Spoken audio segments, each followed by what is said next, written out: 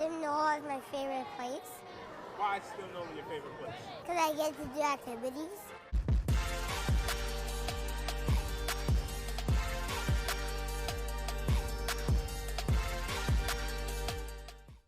So, welcome to STEM Nola, STEM Nola at home on Thursdays. We've been doing this since the end of April in the aftermath of the pandemic called COVID-19. So thank you all for tuning in. We're going to have an amazing day today.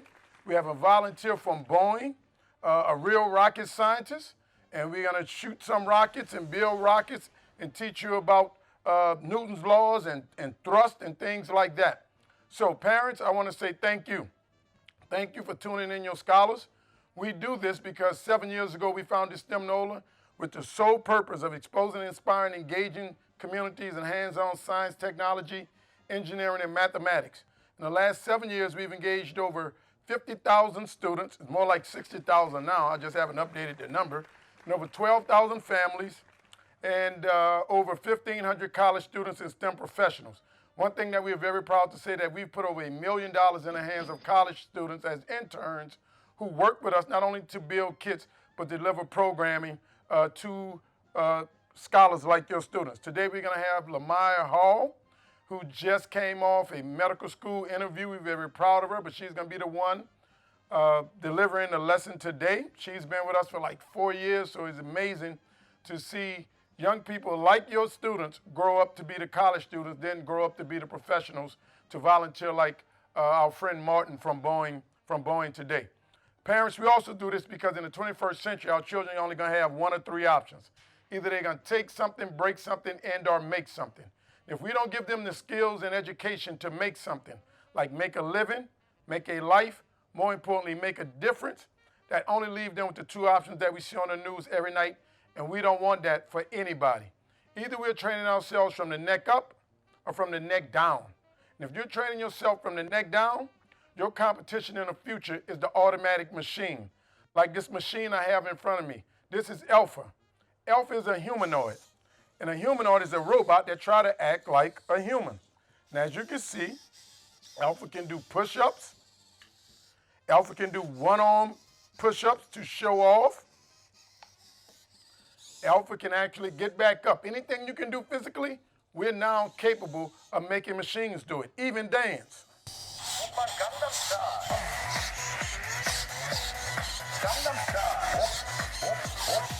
Alpha can dance and even show up with her own music.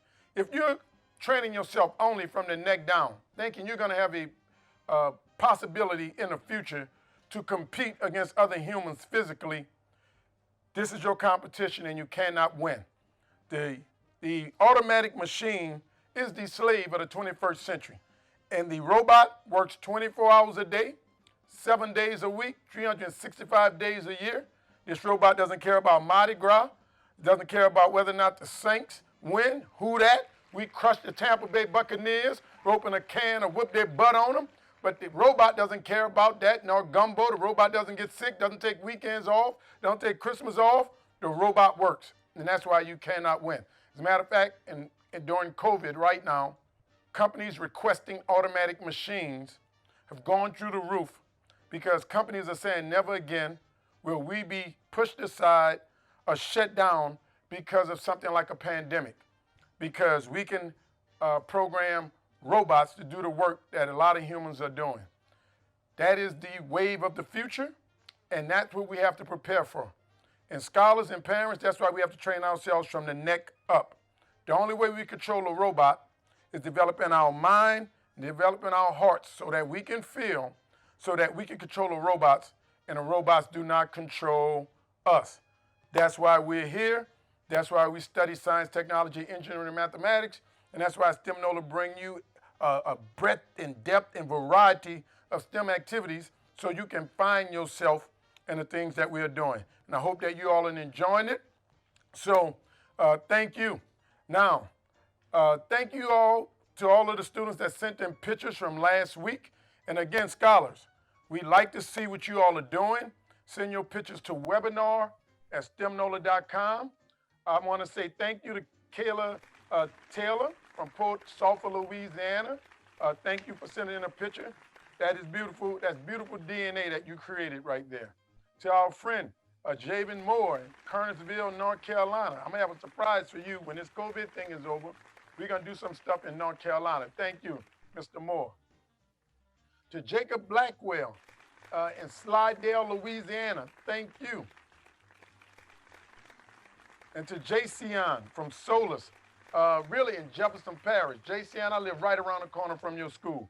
When this is over, Jayceon, I want you to invite me to come to your school, to come to your classroom, to do some experiments with your fellow classmates. And guess what, Jayceon? I want you to lead the activities for your classmates. That's a promise from me to you.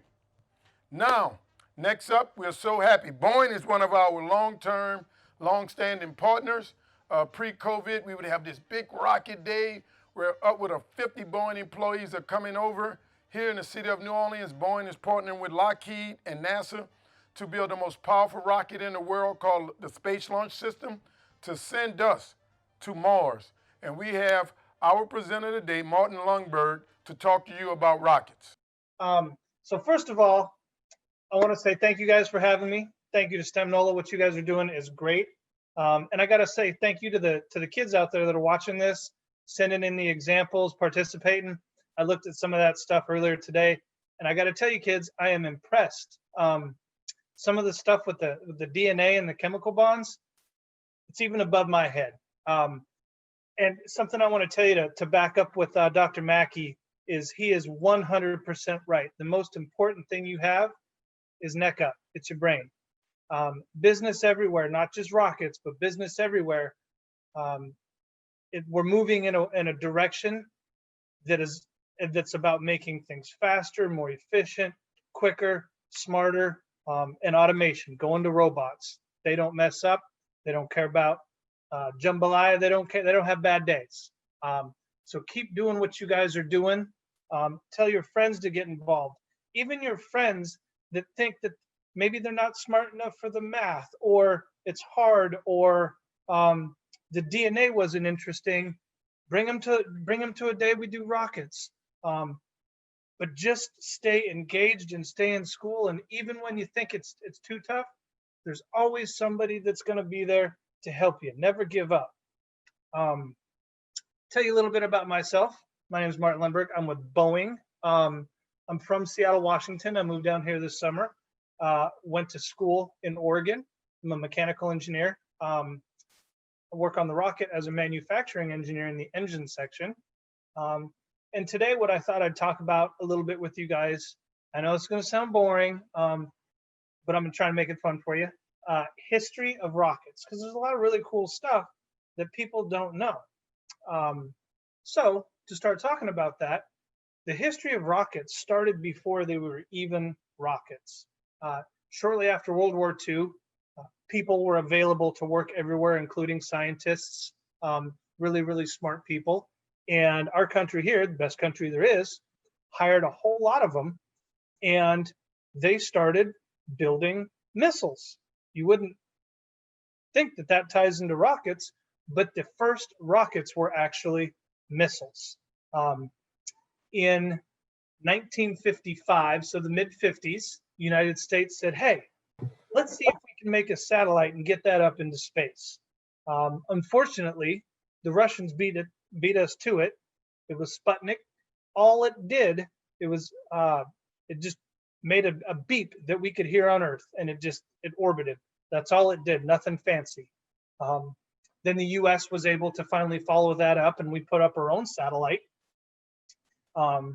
Again, Russia beat us with the first man into space, and we shortly followed thereafter. And get this, so in less than 10 years from just shooting up a satellite that did nothing but make a beep to putting astronauts in space that did nothing but go around the Earth and then land just for a couple hours, there was no space station then, President Kennedy said, we're going to the moon.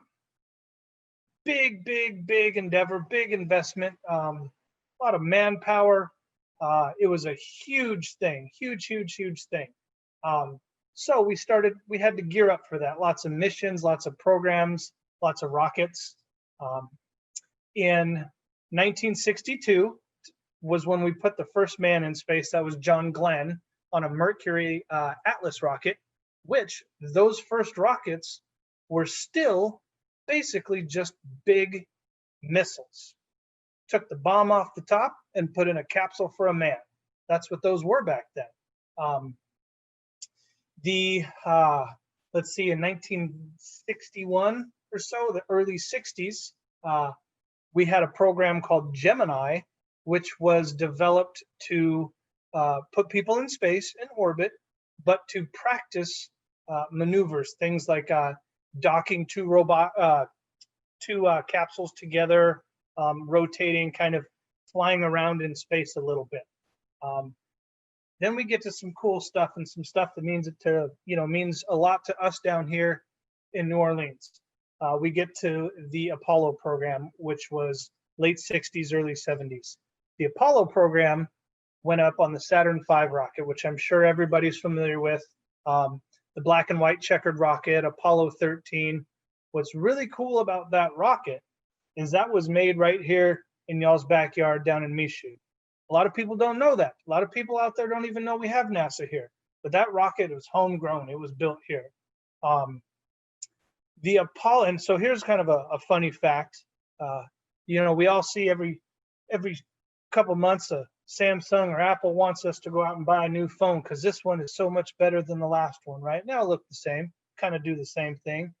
Your cell phone has probably thousands times the computing power that the Apollo capsule that went to the moon had.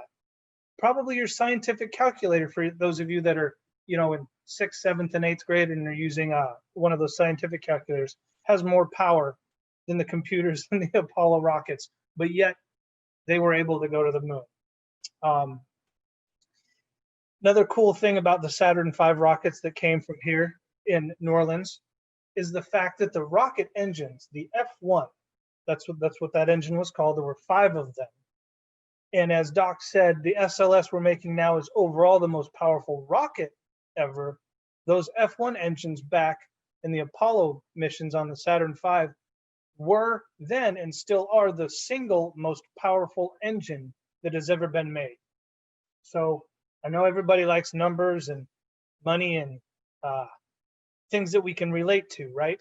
So the F1 engines, imagine your bathtub.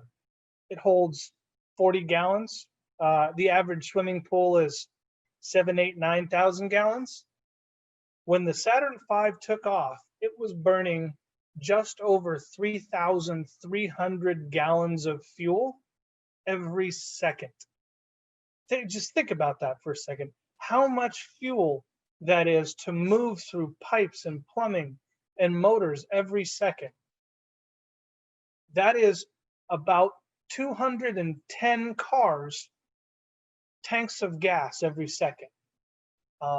To kind of turn that into numbers for you, and this is kind of cool. So the fuel they burned was called RP1. Back then it was about $10 a gallon. $10 a gallon in the late 60s is the equivalent of about $80 today. Those rockets, the Saturn V, burnt $270,000 worth of fuel every second. That's a Lamborghini every second, and it goes for 160 seconds of burn time, those main engines. That's pretty crazy. That's 160 Lamborghinis that thing burns just to get to the upper atmosphere. Once we stopped the Apollo programs, we moved into Skylab, which was Skylab and Space Shuttle, which were all about the International Space Station. And that era in space flight for us, we kind of left rockets, and it became more about what we can do in space. We did a lot of experiments. We started sending all different kinds of folks to space, civilians. They weren't all just astronauts. We were really exploiting the zero G environment for technology. And as we all know, a couple handfuls of years ago, we stopped flying the space shuttle. And where we're at today, Boeing is working on SLS. We've all seen SpaceX rockets. I know they're the competition, but I think it's the coolest thing on Earth that if you went back just 50 years ago, we were using rockets that had less computing power than a calculator, but now we can back rockets into parking spots at the same time. Who would have ever thought we could do that? The rocket I work on, SLS, Space Launch System, is part of the mission Artemis. Artemis was actually the twin sister of Apollo in Greek mythology. The Artemis mission will be going to the moon and beyond. SLS is a rocket that can be used for the moon, for payloads. We can change the payload on it. The payload is the top where you would put a satellite or the astronauts. And it will be the most powerful rocket ever. I apologize, I don't have a picture of it here. I'm sure you guys have seen it though. Something cool about that rocket is the main engines are left over from the space shuttle, and the boosters you see on the sides that look like they're from the space shuttle are actually the same boosters from the space shuttle, just a little bit longer. That rocket is built right here again in your backyard. Super cool. The capsule that they will use there kind of is a throwback to the Apollo and Gemini days. It looks just like a cone, just like the old ones. So that's what I wanted to share with you guys. Hopefully it wasn't too boring, and maybe you can go tell your friends that, wow, you know, the rocket from Apollo 13, that thing burnt almost $300,000 a second. So anyway, I thank you guys for having me here. I really wanted you to encourage to keep doing what you're doing, to stay in school, and be better people. Help each other out. If you got friends that are interested, bring them in. We can all be better together. We're all going to be better together.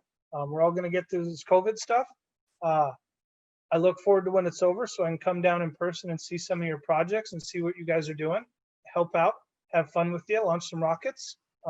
Thank you, Dr. Mackey. I appreciate it. I'll talk to you soon. And thank you, Keelan. Okay, Dr. Mackey is outside. We're shooting rockets right now. His mic cut out. 200,000 gallons of fuel a second or anything. This is about an ounce a second. But me and Gio, our other college student interns, about to launch these rockets for you. This is what we do on our rocket days. This is what you do in your communities. This is what your community should be doing. So here we go. Martin, thank you for that great presentation. And also notice, we're wearing our masks and we're socially distanced. We're still in the middle of COVID, but we're doing all the things to protect ourselves while doing this. So here we go. Can we get a countdown? 3, 2, 1.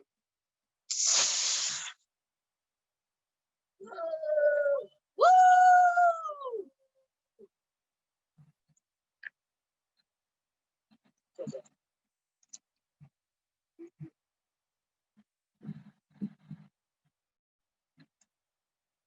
Wow.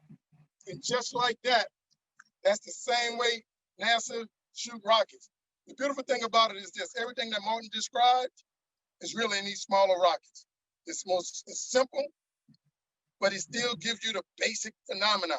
When NASA builds a rocket, they build on those simple theories, and then that, simple theory make it more complex. If you can understand what we're talking about from a simple standpoint, that gives you the fundamentals and the basis of what you need to understand rocketry. More importantly, give you the basic understanding of force and motion, which is the basis of everything in science, technology, engineering, and mathematics. Thank you. I hope you enjoyed it. Now we're about to have our lesson from our college intern, Amal Hall.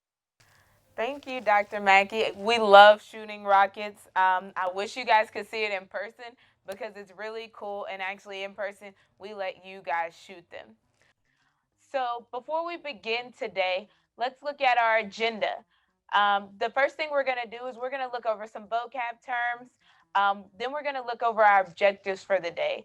Then next, we're going to go into some activity questions. These activity questions, they're basically just questions I want you guys to think about as you're doing your experiment, and then we'll answer them after our experiment ends. So the first thing we're going to make is our rocket launcher. Then we're going to do our bubble rockets. Then I'm going to give you guys some time to ask me or Dr. Mackey some questions.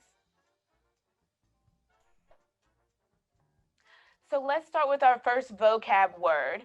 Our first vocab word is rocket. What is a rocket? It's a flying object shaped like a tube that is pushed by hot gases released from its engines at the rear, right?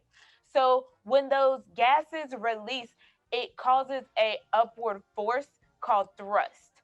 So that thrust is that upward force that pushes the rocket off of the ground or propels it, which is our next word, propulsion. Propulsion is the process of propelling or moving something forward. So basically, it's going to move it up, right? So our next word is aerodynamics. Aerodynamics is the study of how air and gas or gas travels around something that is moving through it, right? So when we look at our rockets, on this picture to the left, you can see that there's drag and gravity um, that are pushing down while that thrust is pushing up. So those air particles are surrounding that rocket, and that rocket has to travel through those air particles. We want it to make it really easy for that rocket to be able to go up. We don't want a lot of resistance. So that's why we need it to be aerodynamic. So our last vocab word is Newton's third law. So this is saying that for every action, there's an equal and opposite reaction, right? So say that gas is pushing down towards the ground, which is going to cause that rocket to propel upward. So let's look at our objectives first. Oh, we actually have a question before our objectives. Our first question is, which of these must be aerodynamic to move? Does a fish need to be aerodynamic to move? Does a rocket need to be aerodynamic to move, or a crayon?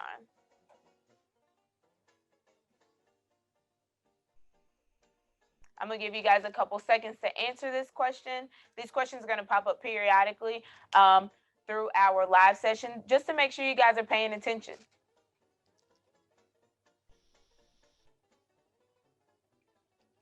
Give you guys a few more seconds.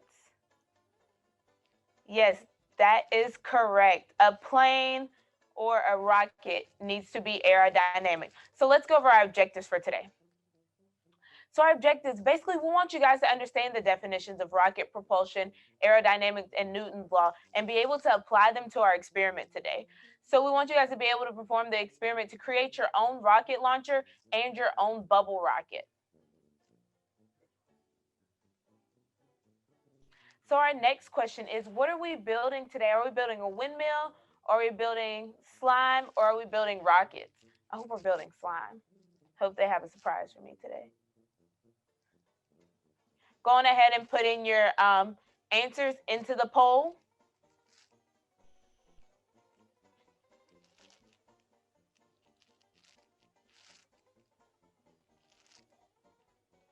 Yes, that is correct. We are building rockets today. So let's look at these questions of the day. These questions, I just want you guys to look over them, think about them a little bit, and you'll be able to answer them by the end of today's session. So our first question is, what caused our paper rocket to take off? Our second question is, what caused our bubble rocket to take off? And our last question is, what is the force that pushes the rocket off of the ground?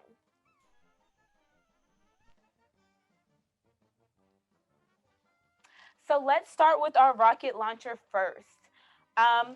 So I'm going to tell you guys the materials first, and then I'm going to read the science behind it as you're getting situated. So the first thing you'll need is 2 pieces of cardstock, paper. You'll need 1 empty 2-liter bottle. You'll need 2 sheets of copy paper. You'll need regular clear tape. You'll need regular duct tape and some scissors. So as you're gathering these materials, the science behind it. So we have a 2-liter bottle, right? And it's going to be full of air. So what's going to happen is when we squeeze that bottle, it needs to go somewhere. So it's going to travel up our tube that's going to be made out of our cardstock. If you don't have cardstock, if you don't have cardstock, you can use like a paper towel tube or like a toilet paper roll tube, something like that. So what's going to happen is the air inside of our 2-liter bottle needs to go somewhere. So when you squeeze it, it's going to travel through the tube that we put inside the bottle, and it's going to push the top of our rocket, and our rocket's just going to fly off of our tube. So when that air travels, it creates a force and it transfers into kinetic energy, right? So that's energy that can do something, motion. So I have my paper. I have a pre-made rocket just so you guys can see what it's going to look like. Something similar to this. So actually, let's get our cardstock first. We need to make the tube that goes inside of our bottle. So I have red cardstock. Cardstock's just like a thicker version of paper. So if you have that cardboard tube, that's going to work perfectly fine. And you're going to go on ahead and want to grab your 2-liter bottle. So what we're going to do first is we're going to take this cardstock, your tube or whatever you have, and we're just going to roll it into a tube.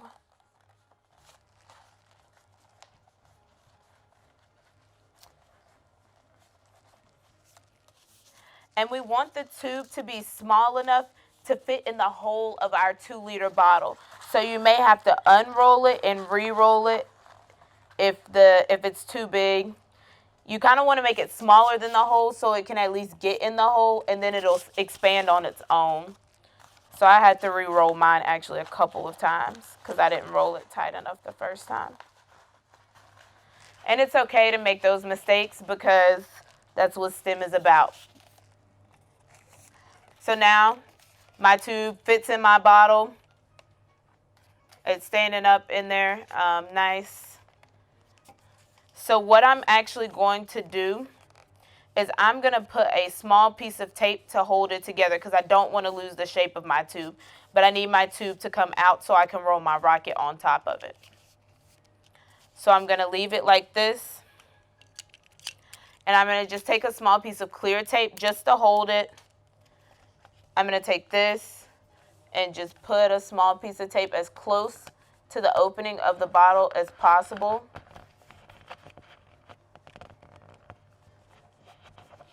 Just like that. So at least my tube is somewhat held together. Just like this. So once I have my tube, this is the tube that is going to go inside of our bottle. But we need to use it to help make our rocket. But before we do that, we need to tape our tube with duct tape just to make it a little more slippery so that it has a smoother surface for that rocket to take off, because there's too much friction in between the paper and the actual the paper and the rocket. So I'm going to take some duct tape, and it's almost like I'm decorating my tube because I'm going to cover this tube in duct tape. So I'm just going to take my duct tape and cover it completely. It's like Christmas. It's red and green. And I need 2 pieces because it wasn't wide enough.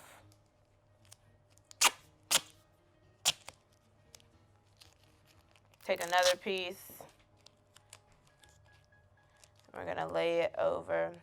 And when you're doing this, make sure that you still have a decent size hole in your tube. You don't want your tube closed off at all. You still want to be able to see straight through it.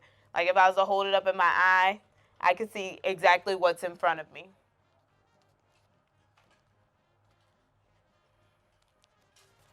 So now you can see my tube.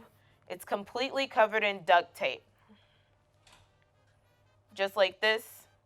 I can put my fingers in each end, wiggle it around, and it still fits in my bottle. So that's how we want our tube. It should be able to fit in your bottle. You can put your fingers of both in. You can look through it, whatever. And now it has a smoother surface. So now we need our regular paper. So this regular paper, what we're going to use this for is to actually make our rocket. But I need the help of the tube I just made as somewhat to be able to roll the rocket on top of so that I can have the correct shape of my rocket. So I'm going to use this almost as like it was a pole or something and just roll this paper around it.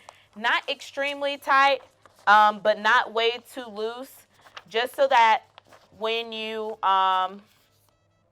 able to freely move the paper up and down the rocket, just like this. So that you can freely move that and it'll go in and out without much trouble. So I'm going to hold this shape that I have that I just rolled. And I'm just going to use a piece of clear tape. You don't need duct tape for this part. You can use clear tape. And I'm going to tape along the entire seam. So I'm going to tape that whole seam of my rocket from top to bottom. And you can pull, once you have a little bit of tape on here to hold that shape, you can actually pull out this other tube from the inside. And if you have a toilet paper roll or a cardboard tube, just slice it on one side and then roll it on top of itself. And all the steps should be the exact same. So now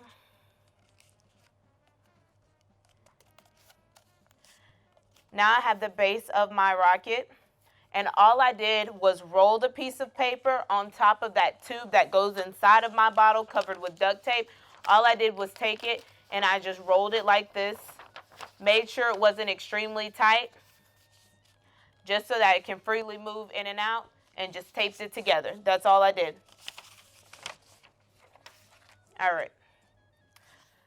So after you've rolled your actual rocket, that one's the one with the regular paper.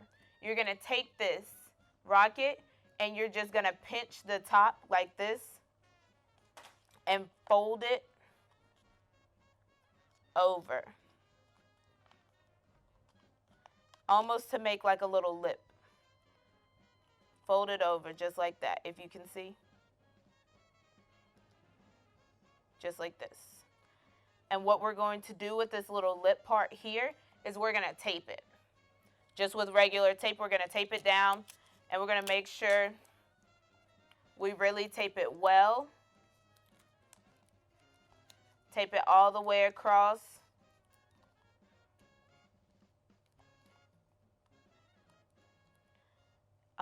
Barry, what is that? Does the paper do what?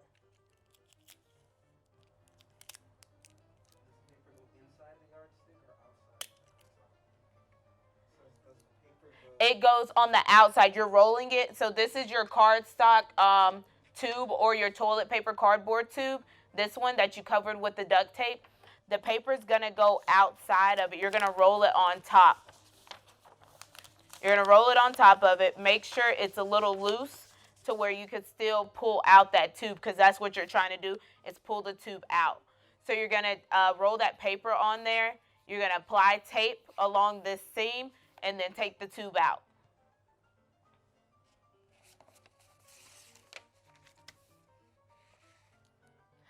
So I'm going to put another little piece of tape on that lip that we folded down on our paper rocket. So now my rocket, it's folded over a little bit at the top, just a little bit. You don't need a lot folded over. So the next step, we're going to apply some fins. So I'm going to make my fins yellow because I don't like blue and orange together. That's Auburn colors, and I'm an Alabama fan. Sorry for everybody that's on here that's LSU fans, but I'm from Alabama. So I am going to fold this over again. Just, I folded it in half. Here, I folded it in half again. And then I'm going to fold it one more time.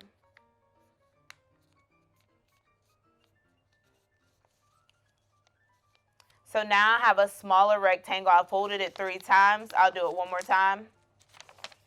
Took my long sheet, I folded it in half. I folded it one more time, and then I folded it the last time. So what I'm going to do is literally take my scissors and cut diagonally. So when I cut, I'm just going to cut a diagonal like a triangle out. Just cut it straight across. And when I do that, I get little pieces that look like this. They may be connected at the end, but you should be able to pull it apart. Like this one's connected. All I have to do is pull it apart. So now I have these triangle pieces, right? And these are going to be my fins. So you can either cut these in half or you can tape them on just like this. So I'm going to take the actual triangle down at the top and at the bottom to secure my fin. So what I'm going to do is I'm just going to take my piece of tape, lay it in the center,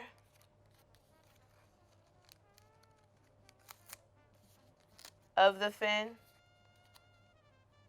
just like that, laid it in the center, and I'm just going to tape it onto my rocket. And then you can fold it so that you have your little fins on here. And then I'm going to repeat this with another triangle from the other side. So I'll show you how I did it one more time. I just took a piece of tape, just like this. I laid it in the middle where the crease is on that triangle. So I taped literally the center right here.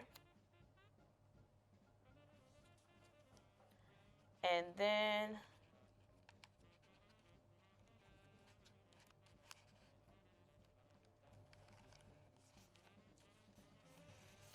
I just put a little crease in the fins to make them stay, just like this. So now we have the fins on our rocket. I think our rocket's almost ready to take off. We got to finish our launcher next. Once we finish our launcher, we can launch our rockets. I'm going to give you guys a couple seconds just to get those fins on there. Make sure you have everything taped correctly, and then we'll make our launcher and launch our rockets. So I'm going to give you guys a couple more seconds. Remember, all I did was fold my paper 3 times, cut me out some fins. Once I cut out my fins, I just taped them to my rocket. So now I have 4 fins on my rocket.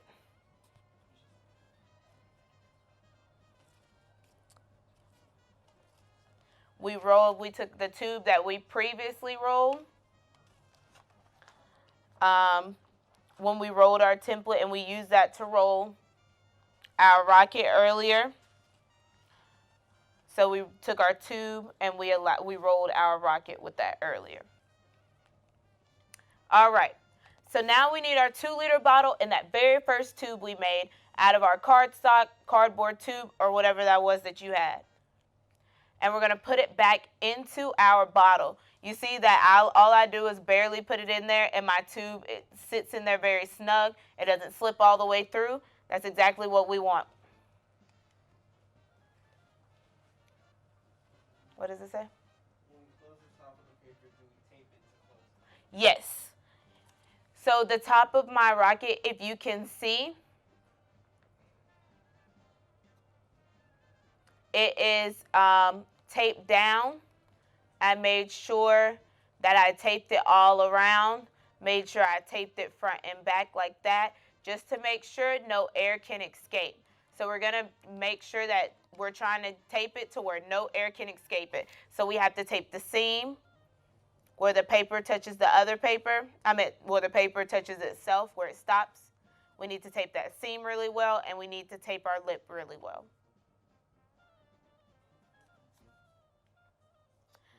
All right, so our next step, we have our original tube.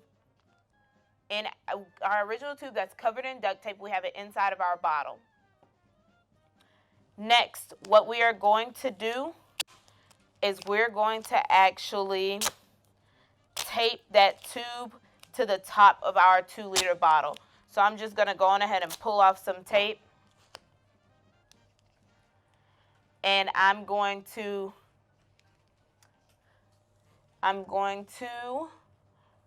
put it like on the neck of the bottle and then put the other half of the tape on the tube to make sure that it's secure. We also want this to be so tight that air can escape. So as you see, I'm wrapping my tape around a few times to make sure that no air can escape from the sides of the bottle or through my tube, where my tube is connected to my bottle.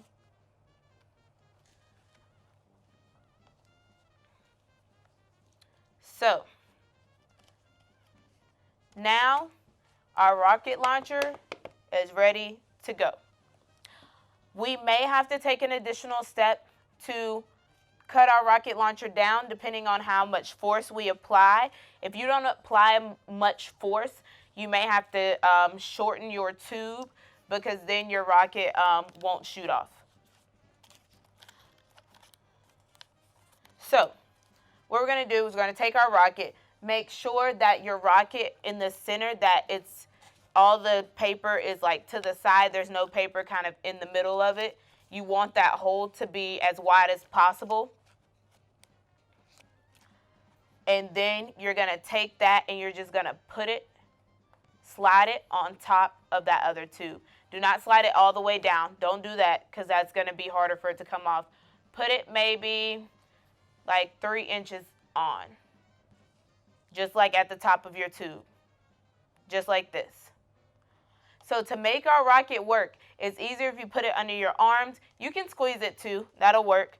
But I think it's a lot easier and you can apply a little bit more pressure when you do this here. Put it under your arm. But I'm going to show you what it looks like when I squeeze it, and then I'll show you what it looks like when I put it under my arm. All right, let's get a countdown in the chat. Y'all ready? Should I give y'all guys a couple more seconds to finish? Maybe? All right, let's start a countdown. 5, 4, 3, 2, 1. That was really good. Let's see another one. I'm going to shoot this one up in the air.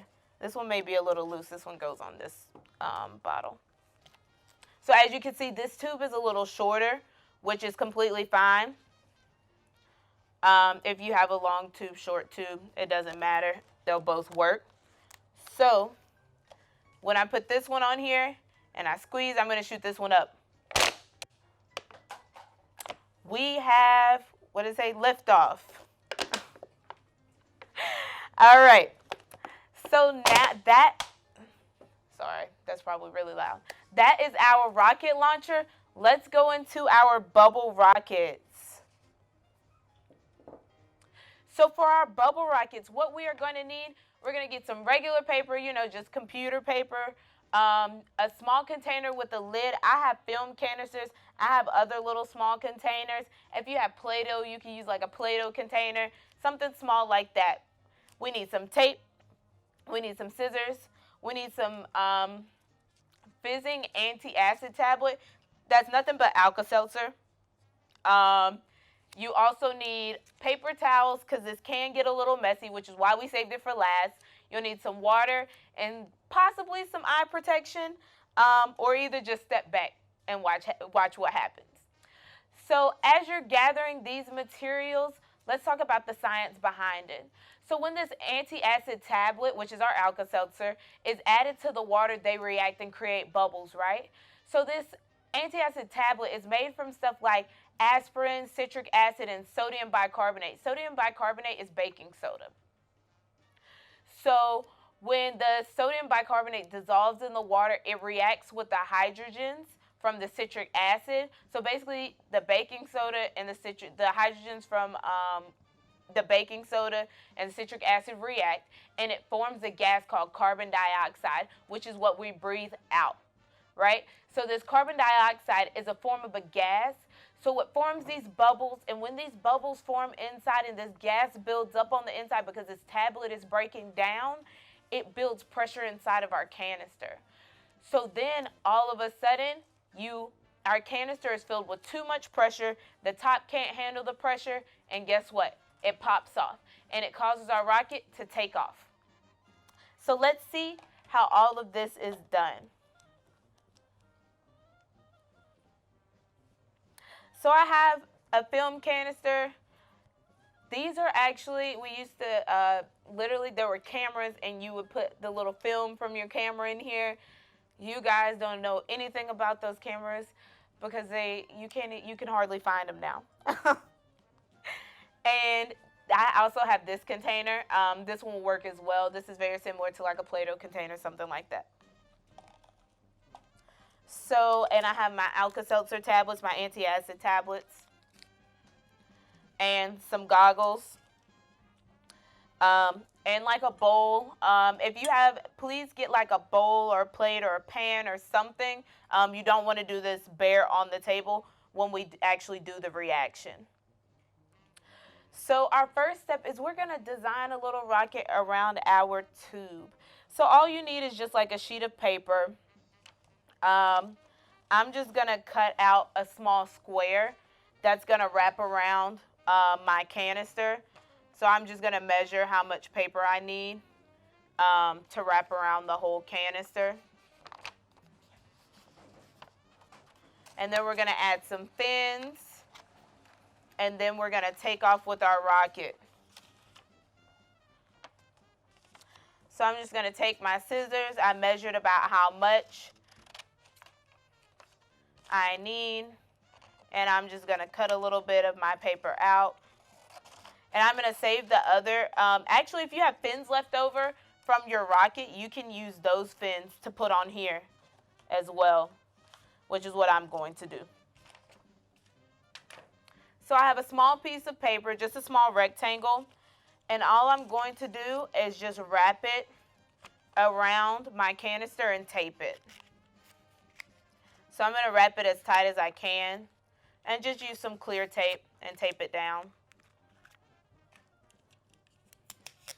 Small piece of clear tape, and I'm just going to tape my wrap around here, just like this. So I have too much paper on the end of mine. You can either fold it in. Actually, I'm going to cut it off because it doesn't look cute folding it in. So you could cut it off, you could fold it in, that's up to you. I may cut mine down, then actually fold it in. But when you cut it, make sure you hold on to the canister so that it does not come off. So I'm just going to tape this to the bottom of the canister so that it won't slide off. And I'll keep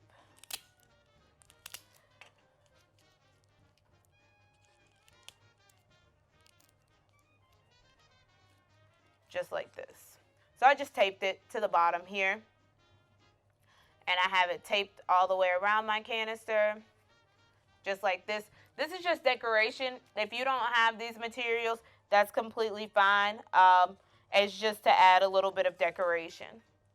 So what I'm going to do with my fins this time, I'm actually going to cut them in half. Or you could just take the paper you just cut a small square out of and just literally cut like 2 or 3 little triangles out of the paper. but I still have fins left over from our last experiment, so I'm just going to cut them in half. And these will be the fins on my rocket. So I'm just going to, you've got to fold like a little lip on it so that you can put tape down. So if you can see, I just folded like a little lip here, just so that, right here, so that I can apply some tape. And it'll be able to stick to my rocket just like this. So I'm just going to put a little piece of tape on that lip. Just like that. And I'm going to take my rocket and I am going to put it right there. Just like that. And I'm just going to apply 3 of them. So I'm going to repeat these same steps, fold that lip again.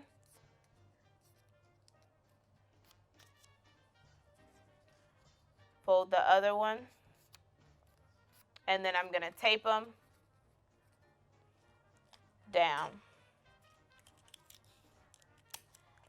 And you don't have to have fins, like I said. All of this is decorations.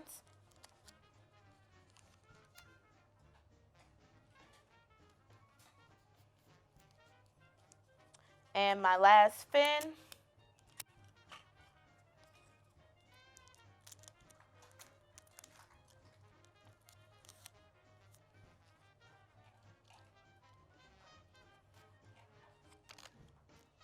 Just like this. Now I have my bubble rocket, my 3 fins, and we are almost ready for takeoff. So this is the part you will definitely need a bowl, a plate, or something. I have a clear bowl, glass bowl here. So what we are going to do, and this part, we have to be fast, we have to be ready. If you don't have water right now, please go get a small cup of water. You just need enough to put in your canister. So what's going to happen, I'm going to open this bottle of water.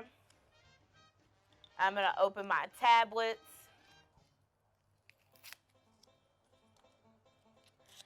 And I'm going to actually break apart my tablet into like just a few small pieces. It doesn't have to be like that big. And I'm maybe going to put 2 of these in here.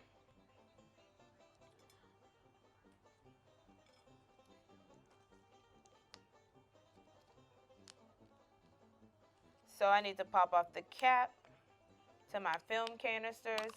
I cut my fingernails off, so it was hard. So what I'm going to do is I'm going to drop my tablets in here.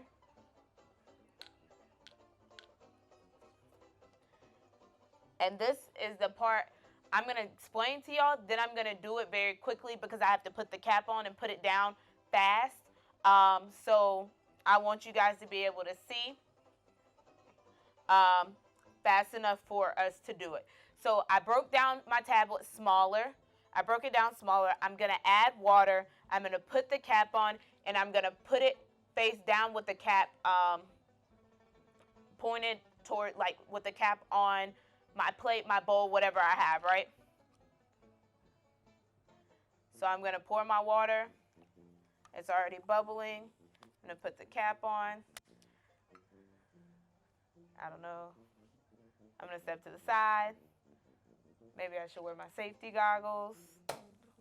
And we have takeoff. So that is our bubble rocket. So what happened was our anti-acid tablet, it broke down, right? And the hydrogens from the sodium bicarbonate mixed with the citric acid, it started making carbon dioxide. That carbon dioxide started to build up, and carbon dioxide is a gas, right? So when it builds up, it builds pressure. There's too much pressure for the lid to handle, and guess what? It pops off.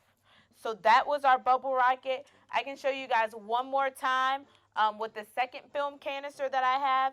That isn't, it's not decorated, but I'll show y'all the steps one more time and how my rocket exploded. So I have my tablet. I broke it down into a couple small pieces. This is where we should have put on our goggles right now. I'm going to put them on. I have my tablet. I'm going to break it down into a couple small pieces. Put my pieces into a film canister or the container that you have. I poured my water in here. I put the top on. I put it down. I'm going to step back. And we have takeoff for our bubble rocket. So these are two really cool rocket experiments. The second one actually involves chemistry, which is, another form of STEM along with learning about rockets too. So let's review these questions that we looked at earlier today. And the poll's going to pop up on the screen so that you'll be able to answer these. So what caused our paper rocket to take off? The paper on the rocket, the air inside of the bottle, or the tape on the rocket? What caused our rocket to take off?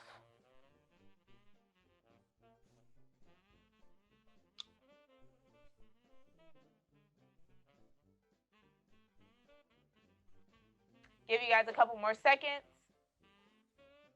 That is correct. The air inside of the bottle is what caused our rocket to take off, and we started squeezing the bottle. When we squeezed the bottle, our rocket took off. So our second question is, what caused our bubble launcher to take off?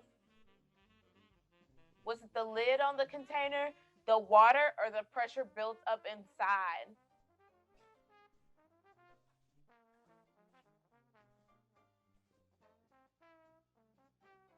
Give you guys a couple more seconds to answer this question.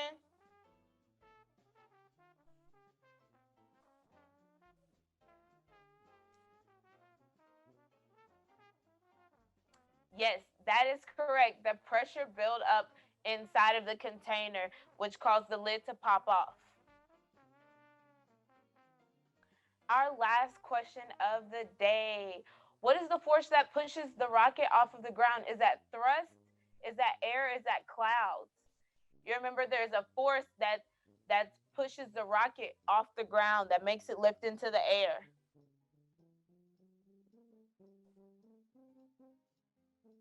What force was that? I'll give you guys a couple more seconds.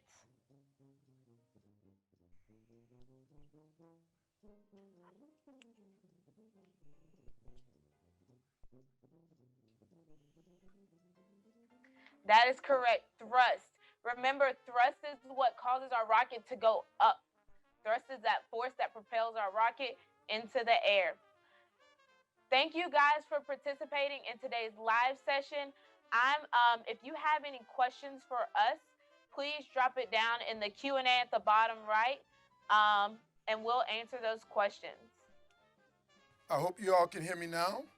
I want to say thank you for tuning in. I know we went a little bit longer today, but it's because we tried to pack a lot in.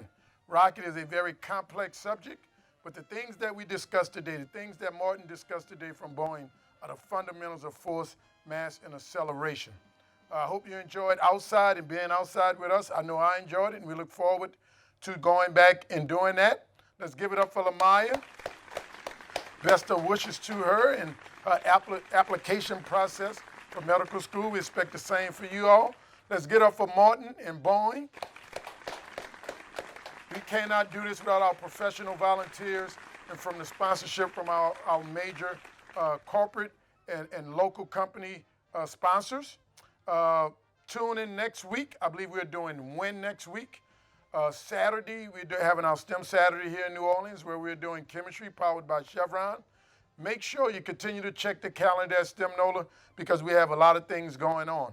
Now listen, I need you to get serious. Students, Thanksgiving is coming up and we're still in the middle of COVID. I know you want to see your family, I know you want to see grandma, but this mask works, all right? When nature spews a virulent poison towards us like a virus, there's only 3 things we can do to protect ourselves from Mother Nature. First thing we can do is get a vaccine. We can tame Mother Nature by getting a vaccine. There's good news on the horizon that there's a vaccine that may just work. There's still a long way to go with that, but still, that's good news. And as STEM people, science, technology, engineering, and mathematics, we celebrate good news. And I want you to know that this stuff is difficult. That's why we celebrate the good news, because there's so much bad news, as you can see. But there's scientists, there's technologists, there's engineers and mathematicians working day and night to try to give us our normalcy back. We don't have a vaccine. The second thing we can do is therapeutics. Therapeutics is when you medicate the virus, meaning like when your mom treat the cold that you have, or when you get when you get sick and you give you medicine and it stops the pain or whatever, that's medication, that's therapeutics. Well, we don't even have therapeutics yet. The president got sick, they gave him some therapeutics that brought him back in a rapid amount of time, but that's still not available to the general public. So since we don't have a vaccine, since we don't have therapeutics, the only thing we have left to do is mitigation. What is mitigation? Mitigation is how do we live with the virus, okay? And what do we mean by living with the virus? That means keep the virus over there while we're over here. If it's an airborne virus, if you're not breathing it in or you're not taking it in through your mouth, then you cannot be infected by it. First thing you can do in terms of mitigation is make sure you keep socially distanced from people. All right, that means at least 6 feet, even further if you can, or even outside. And what outside does is that it increases the amount of fresh air such that the virus may dissipate and have a less chance of infecting you. The second thing you can do is wash your hands. Always wash your hands, because we have a habit of putting our hands in our face, in our nose, in our mouth when we don't even know it unconsciously. So when you wash your hands, the virus has a thin layer of protein that actually dissolves in the soap and water. The friction from rubbing your hand flushes the virus off your hand and into the drain. And the third thing we can do is wear a mask. And the reason why I'm taking a long time with COVID, because the same properties that protect you by wearing a mask are the same properties that actually send a rocket to space. Force in motion. For every action, there's an equal and opposite reaction. A body in motion will remain in motion unless acted upon by a force of equal and opposite magnitude and direction. That means when I'm talking, when I'm projecting, and particles are coming out of my mouth, they have force and momentum with them. And when I wear a mask, the mask acts as a barrier, creating a force to stop those particles. So when I wear a mask, even though I can scream, that's less virus escaping into the air, creating a virus load that someone may breathe and infect them. Newton's laws are the same laws, whether we are trying to defend ourselves from COVID or whether we are trying to send a woman to the moon. So wear your mask. When I wear my mask, I protect you from me. When you wear your mask, you protect you from me. When both of us wear a mask, that decreases the virus load, the viral load in the air, such that less virus is floating around, such that it's less likely that we'll get infected. It's matter, especially if we outside and I got a mask and you got a mask on. So Thanksgiving is coming up. Young people, I need you to remember that, because your parents have a hard head. And usually when the children say, Mama, Daddy, I don't think we need to be doing this, they kind of listen. That's from Dr. Mackey. I got 2 sons that do that to me. So thank you all for tuning in. See you all next Thursday. STEM Nola, we out. Mask up, COVID down.